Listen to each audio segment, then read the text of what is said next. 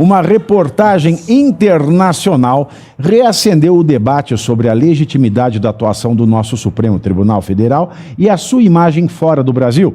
A revista britânica The Economist cravou que a Corte brasileira está envolvida em um enorme escândalo.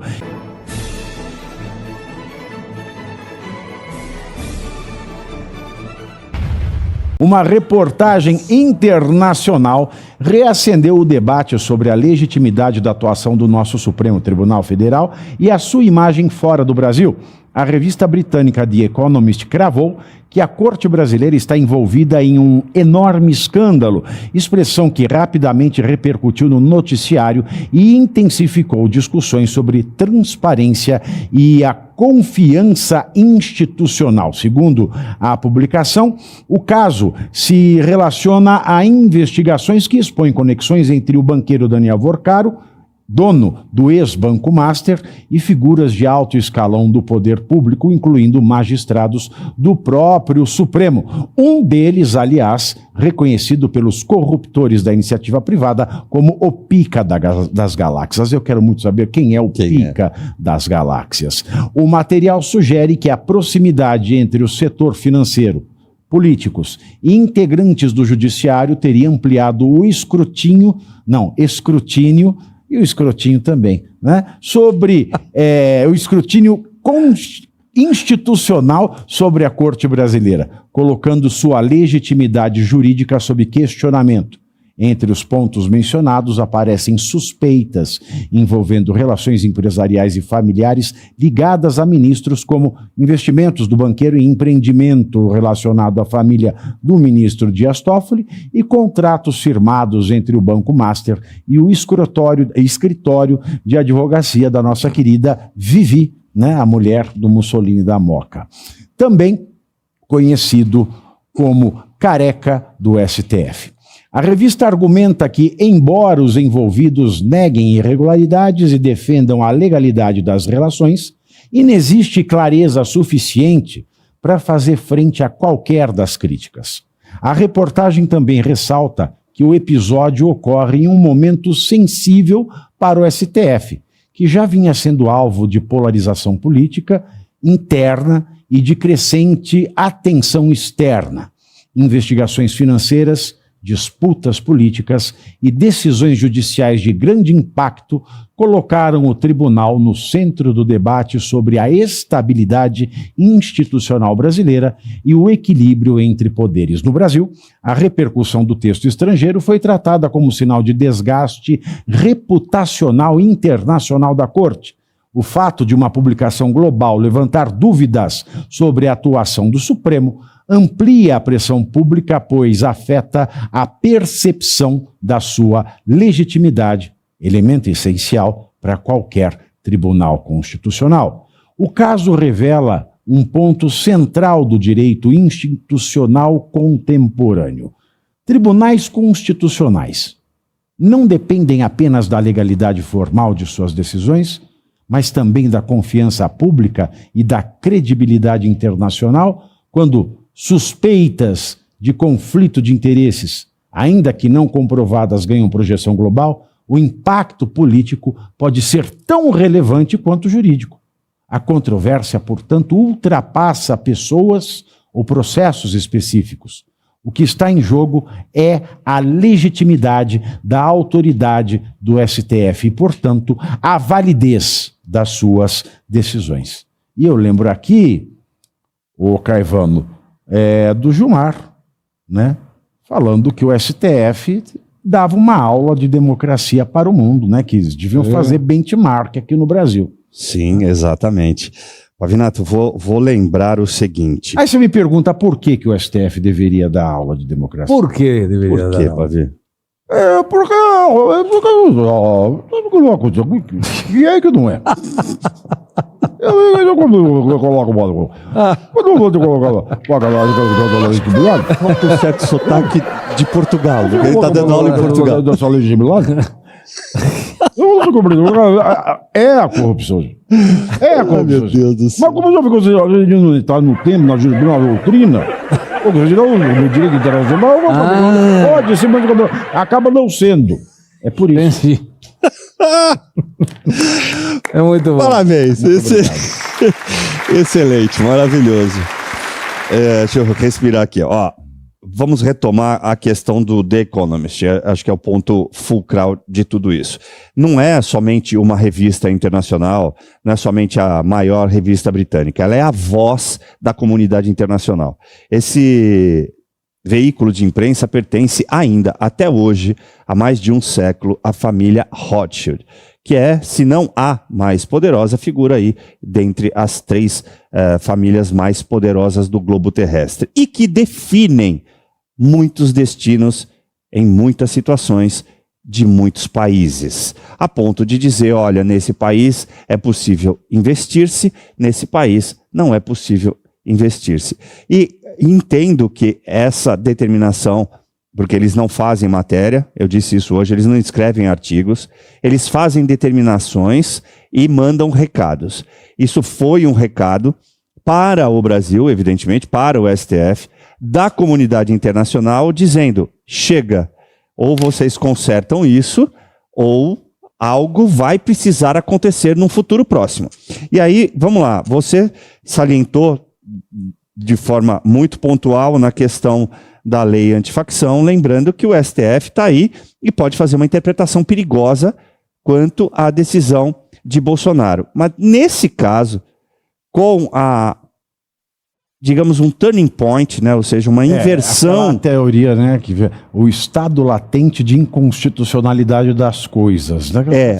O estado inconstitucional de coisas, que é a DPF 347, relatada pelo Marco Aurélio Mello. É exatamente isso que está acontecendo. Né? A DPF-DP. E aí, esse jornal, essa revista, ele sinaliza exatamente isso. Olha, ação de descumprimento de preceito fundamental público. Né? A DPF, não, de preceito fundamental do público. Tá. A DPF-DP. Entendi. Ou do povo. Ou do povo, melhor do povo. Melhor do povo. Então, está dizendo assim, ó, não há credibilidade nas suas decisões anteriores. Vamos lembrar o seguinte, houve uma pressão dos Estados Unidos para que o Dilma desinelegibilizado fosse desinelegibilizado para concorrer à eleição. Não houve? Eu não duvidaria, de verdade, Pavinato, não duvidaria se algo similar acontecesse no Brasil. Eu não sei se o Trump ele tem envergadura moral e ideológica para fazer algo que ele acredite. Mas a comunidade internacional tem, Pavê. É aí que entra essa questão. Porque o Trump está cagando para a comunidade internacional. Isso é verdade também. Isso é verdade e também. E o Joesley já ficou amigo do Trump, já. Mas quando você... E o André Esteves já foi lá bater um papo com o Trump também. Mas quando você tem, como eu estou dizendo, né, esse que é o porta-voz da comunidade internacional dizendo essa corte, que deveria ser uma corte constitucional, não tem validez nas suas decisões, ela tira esse véu de que o STF pode ter protegido a democracia e condenado o Bolsonaro. Então pode haver no futuro, eu não me surpreenderia, uma revisão disso, não da forma correta e jurídica, mas uma revisão a fórceps até mesmo para a questão de Bolsonaro. E aí eu reitero e termino. A grande questão aqui é a próxima eleição. Eles estão mandando um recado muito forte, do tipo, não interfiram. A gente vai falar de eleição daqui a pouco, mas eu só quero dizer o seguinte, a minha leitura do cenário hoje eu não consegui ver roteiro de tribunal, viu, Zuma? Hoje eu passei a maior parte do dia com fonte do STF, assim, tudo coisa muito desanimadora. Mas uma das leituras que me sobressaiu, né, desse meu dia atribulado com fontes foi a de que o Alcolumbre, que não tem nada de idiota, ele vai segurar a vaga do Barroso para o presidente que for eleito. Então, se for reeleito Lula, ele vai ter 4 nomes para pôr. Se for eleito Flávio, vai ter 4 nomes para pôr. Se for eleito outra pessoa, vai ter 4 ministros para colocar. E com 4 ministros, uma vez que hoje, de um lado ou de outro, o Nunes Marques ninguém sabe que apito toca. Mas uma vez que hoje o Fux e o Mendonça eles têm um posicionamento jurídico legalista e correto, se o próximo presidente colocar 4, vai se formar o que no STF? Uma maioria fixa. Aí morreu Alexandre, Aí juridicamente, acabou. Claro. morreu Zanin, juridicamente, morreu Dino, juridicamente, e morreu o Alexandre de Moraes, juridicamente. E imagina também se o Senado tiver uma força suficiente como para de impeachment de alguns dos ministros que hoje estão sendo questionados. Mas hoje, se você tem o equilíbrio dessa relação dentro do STF, você muda todo o jogo do Sim, Brasil. mas mesmo assim seria injusto que pelo menos o impeachment não fosse tratado. Tem uma fala do senador Girão. Então, isso também fui convencido. O impeachment não tem que ser tratado esse ano. Não. Tem que esperar um ano. Claro, É isso mesmo. claro. Ou esperar passar a eleição. Não Perfeito. precisa ser o ano que vem. Pode ser em novembro. Mas imaginemos por um momento, lembrando que Toffoli passou o segredo de que estava no celular do Borcaro e as questões de sigilo fiscal para o Alcolumbre. Falou, segura. Pô, o Alcolumbre pode ter pessoas próximas dele na Amprev, que era a Previdência de Amapá, vinculados ao caso Master. Agora o André Mendonça tira essa informação e diz, Alcolumbre, manda para a CPMI do INSS. Então as coisas parecem, eu não sei se vão mudar, mas tem alguma coisa que agregado a esse teu comentário sobre 4 possíveis novos ministros do próximo presidente que tomara não seja Lula, pode mudar. Agora, se for Lula, eu renuncio, a cidadania vai durar pouco e volto para a Argentina, porque, pô, aí fica terrivelmente complicado. Se for Lula, eu renuncio a minha brasileira. Claro. Também nós vamos renunciar juntos. Vamos lá. Nós vamos tudo Tem que embora. fazer- Eu te arrumo a cidadania argentina. Eu tenho. Não, você tem a italiana? Claro. Eu renuncio. Renuncio e fico aqui com RNE, com registro de estrangeiro. Os 4, quando você fala, Pavê, são Gilmar Mendes, Carmen Lúcia Fux. e o Fux. Gilmar Não, Mendes- mas é que tá, o Fux pode Então, o ter... Fux Carmen não entra. Lúcia. É O Fux não verdade. entra. O O Fux não entra Fux aí. e o Faquin. Mas o Fux vai primeiro. O Faquinha Mas eu até acho que 2030, desculpa. Faquin não. É o Barroso, que já saiu. já saiu. Carmen Lúcia. E aí, Carmen essa é a minha Lúcia, leitura. Gilmar Mendes e O Fux. Alcolumbre, ele vai guardar a vaga do Barroso para o próximo presidente. Por quê? Porque o Alcolumbre vai conseguir ser reeleito presidente do Senado. Escreva o que eu estou Não, falando. pelo amor de Não, não é Deus. possível. Escreva. Não. O que ele vai estar entregando? 4 vagas do STF. Esse homem vai ser valiosíssimo. Então, mas pode não ser ele. Valiosíssimo. O Alcolumbre tem uma oportunidade que ele tem uma vaga no bolso e o próximo presidente terá necessariamente 3 vagas. Sim. Ou 4, se alguém resolver sair. Ou se alguém for obrigado a sair. Exato. Então, vamos imaginar o seguinte. O próximo presidente tem 3. O Alcolumbre guarda do Barroso. Ele vai ter 4. Empicha o Toffoli e o Moraes. O próximo presidente meteu 6 novos ministros. Com o André Mendonça, você tem 7 ali. Mas o Fux não sei a ordem. Eu acho que Carmen Lúcia é primeiro, Gilmar... É o Fux primeiro, eu O Fux acho. é primeiro? Aí Fux, Carmen pronto. Lúcia, o Gilmar, ele faz 75 no dia 30 de dezembro de 2030. Quem? O Gilmar. O Gilmar? 2028, Luiz Fux. 2029, A Carmen Lúcia. e 2030, Gilmar Gilmar. Mendes. É. Exatamente. Então o Fux é Então, o primeiro. o que eu queria te dizer, Pavê, é que o Fux não entra nesse cálculo. Não, claro. Não entra. Não entra. Mas aí o Cássio Nunes Mas Marques... nós temos que ter fé que o Senado vai ter culhão e vai empichar o Moraes O e o Dias Toffoli, Toffoli. acho que não tem como escapar. O Moraes e o Toffoli. Então aí nós estamos falando que ao invés de 4, o novo presidente vai ter 6 vagas. Exatamente. Sim. E 6. com o Muda André tudo, Mendonça né? é uma maioria absoluta. Nós vamos né? ter o Supremo resgatado da lata do lixo onde ele está. Exatamente. Exatamente. O Supremo poderá ser Supremo novamente. Isso- Agora, o que não pode, por exemplo, o Flávio ganha.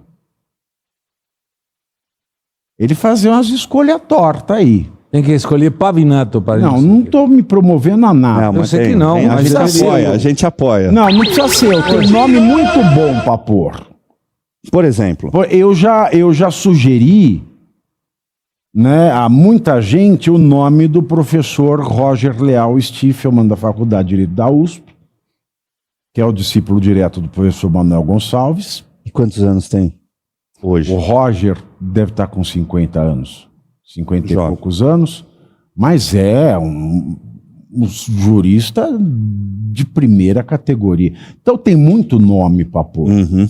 Porque a gente não pode ficar colocando esses panguão aí por acordo, por venda de Centrão, porque o Centrão também ele pode querer vender essas 6 vagas. Agora o Alcolumbre não vai concorrer à reeleição? Então.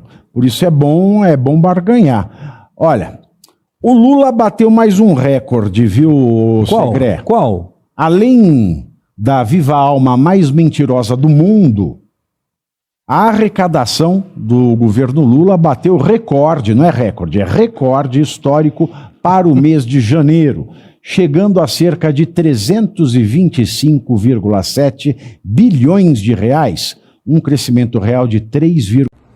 E você aí já está preparado para ter todos os argumentos para dizer que Marx não foi um cara legal, para dizer que o comunismo não é um lugar para diversidade, para desmontar essa grande fake news histórica da esquerda, que é repetida por nossos professores de história, de geografia, de sociologia, que é repetida nas universidades, que é repetida nos livros. Está preparado para dizer por que Marx não era um cara legal e por que todo marxista raiz também não é, e por que o comunismo é terrível? Você já leu nos Anais de Marx?